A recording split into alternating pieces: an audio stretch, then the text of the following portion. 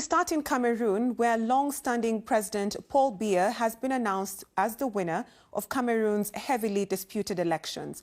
Biya, who at 92 is the world's oldest head of state, will now serve an 8th consecutive term in office. He first came to power in 1982.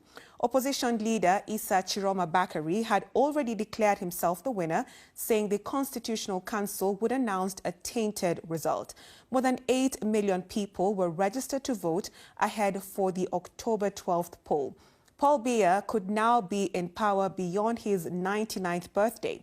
Streets in Bamenda City in the English-speaking west of the country are deserted amid fears of unrest.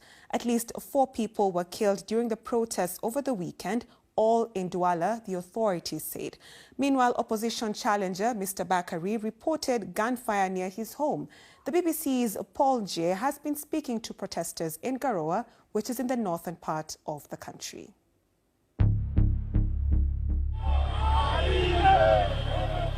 The so-called saviors of Cameroon tread the streets of Garoua.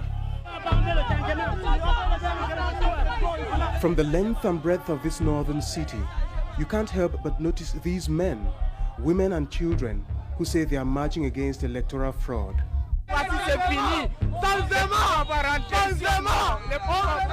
Presidential candidate Issa Chiroma Bakary urged them to storm the streets to defend what he describes as his victory in the election.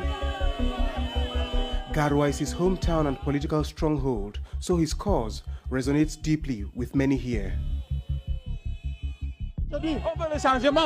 We want change. It's been long. 43 years since the president has been in power. Normally, he should give up. Cameroonians want change because nothing works in the country. We are fed up. Behind me are supporters of opposition candidate Issa Chiroma Bakary. They say that they do not want their victory to be stolen and are insisting that this is a march to liberate Cameroon. Across the country, Chiroma Bakary has called for his supporters to rally and ask the government to give them their victory. But the Minister of Territorial Administration, Paul Atokani, says these gatherings are illegal because they have not been authorized. It remains to be seen what the outcome of this will be. Less than an hour later, chaos sets in as security forces use tear gas to disperse the protesters. But many of them remain defiant. We were protesting peacefully, this man says. We weren't even using stones.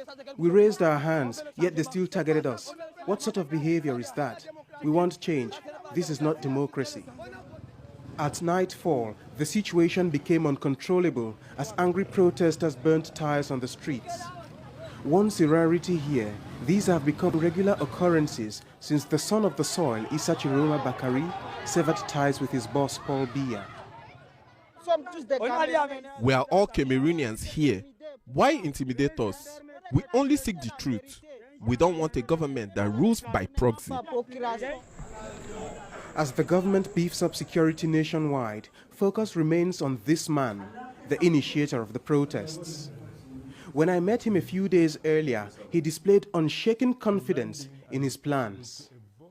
The government is saying that other opposition leaders before you have tried to unseat the President of the Republic via different means, including street protests, and have not succeeded. And some say that your case will not be any different. How do you respond to that?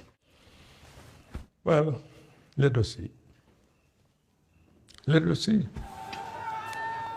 In a previous clash here in Garoua, this primary school teacher called Zua Hiratu was killed. Her family says she wasn't among the protesters. Each passing day is now a moment of reckoning for her uncle, who stands next to her grave, reflecting on the impact of her demise.